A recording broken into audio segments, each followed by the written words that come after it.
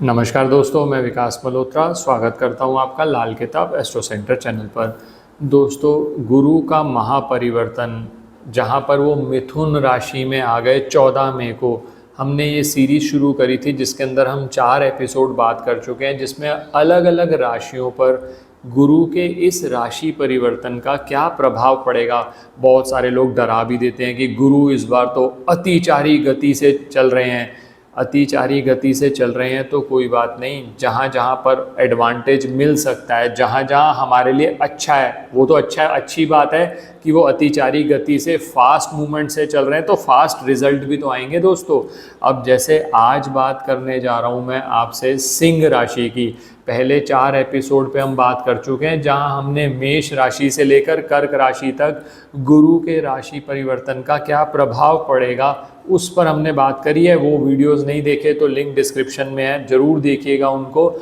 आज बात करूंगा सिंह राशि पर। आगे बढ़ने से पहले एक चीज़ क्लियर कर दूं, हम ये चंद्र राशि के हिसाब से अगर आपकी सिंह राशि है या नाम से बोलने वाली राशि आपकी सिंह राशि है या सिंह लगन भी है तो भी आप पे रिजल्ट्स अप्लाई होते हैं। और दोस्तों, गोचर में कभी भी कोई वीडियो देखो, आप किसी भी जगह पर देखो, तो एक बात ये ध्यान रखिएगा, जब भी गोचर पे स्पेसिफिक एक प्लेनेट पे बात होती है तो उसके साथ साथ बाकी प्लैनेट्स भी होते हैं जो प्रभाव डाल रहे होते हैं। लेकिन ये संभव नहीं हो पाता कि 9 के 9 प्लैनेट्स का क्या इम्पैक्ट पड़ेगा, क्योंकि फिर उस केस के अंदर वीडियो इतना लंबा हो जाता है कि वो डिस्क्रिप्शन अच्छी मिलेगी नहीं, उपाय कर नहीं पाएंगे और सजेशन भी आपको अच्छा नहीं मिलेगा। इसी वजह से एक ग्रह पर यहाँ पर फोकस कर रहे हैं, जहाँ बृहस्पति आपके मिथुन राशि में आएंगे और सिंह राशि वालों के लिए तो बहुत ज़्यादा लाभ रहेगा, क्योंकि वो उनके 11th हाउस में गोचर कर रहे हैं। क्या होता है 11th हाउस, कैसे हम बृहस्पति का और लाभ ले सकते हैं, सारी बातें इस वीडियो में हम करने जा रहे हैं। अंत तक हमारे साथ बने रहें।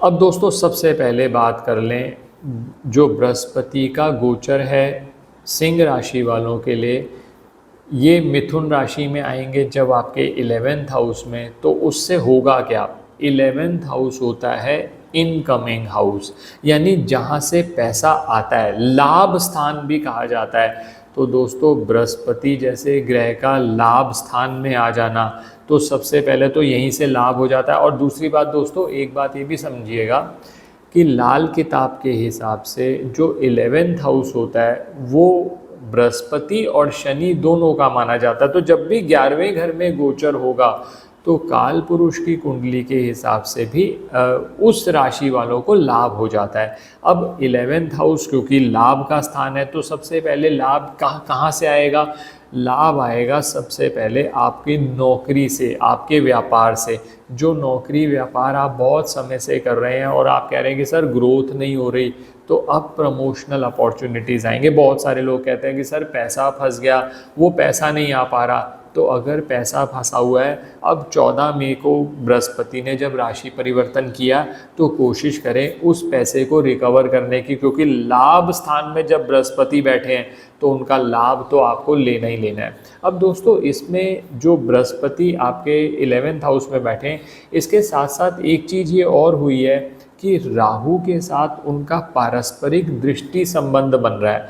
अब जब बृहस्पति राहु को देखेगा तो राहु से जो संबंधित नेगेटिव चीज़ें आनी है ना, उसको कंट्रोल करेगा। लेकिन जब राहु बृहस्पति को देखेगा, राहु है भ्रम, राहु है माया, राहु है धुआं और बृहस्पति है हवा, तो बृहस्पति की हवा को राहु कहीं ना कहीं नेगेटिवली अफेक्ट करेगा। अब किस तरह से हम इसका लाभ ले सकते हैं, किस तरह से ऐसा हो जाए कि हमें जो हम कार्य कर रहे हैं उसमें हमें लाभ हो जाए, तो उसके लिए हम पहले बृहस्पति की दृष्टियों को समझ लेते हैं। फिर मैं कुछ 3-4 उपाय भी आपसे बात करूंगा जहां बृहस्पति का लाभ ले सकते हैं। सबसे पहले जो बृहस्पति की दृष्टि होती है वो 5th दृष्टि होती है।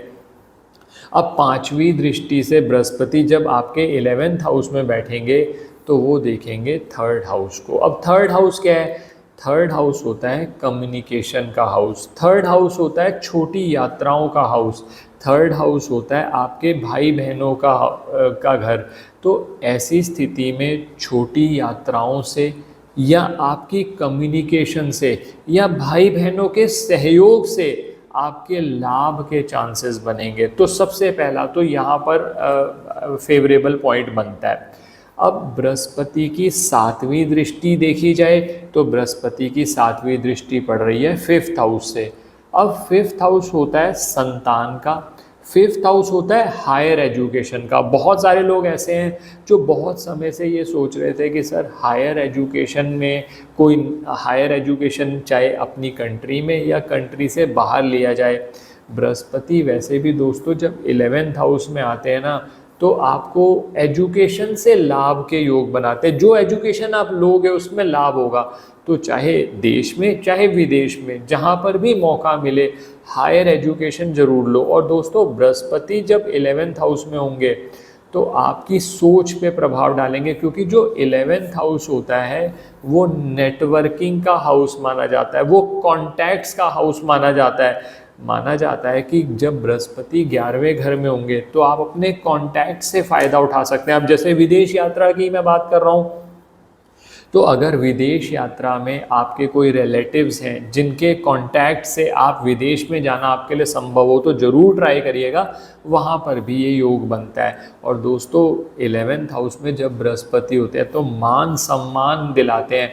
और अगर सोशल मीडिया या सोशल सर्कल से आप अब फ़ायदा उठा सकते हैं तो वहाँ पर आपको और लाभ हो जाएगा।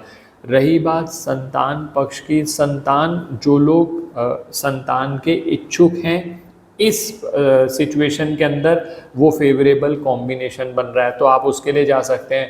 और संतान से जो आप जिनकी संतान है अगर उनको कोई स्टडी में प्रॉब्लम आ रही थी या उनको कोई और इश्यूज़ आ रहे थे स्टडीज़ से रिलेटेड तो वो इश्यूज़ भी यहाँ सॉल्व हो जाएंगे। तो यहाँ बात करी मैंने 5th दृष्टि की और 7th दृष्टि की।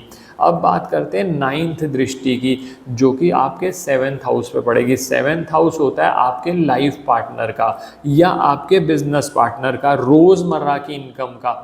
तो लाइफ पार्टनर के साथ रिलेशंस बढ़िया होने की वजह से, लाइफ पार्टनर के साथ अच्छे संबंध होने की वजह से आपकी ना सिर्फ खुशियां आपके पास आएंगी बल्कि जो आपके ग्रोथ के योग बनेंगे। और अगर आपकी पत्रिका में शुक्र की स्थिति अच्छी है तो आप ऐसी स्थिति में और लाभ कमा सकते हैं। तो ये मैंने बात करी आपसे 3 दृष्टियों की, बृहस्पति की 5th 7th और 9th की।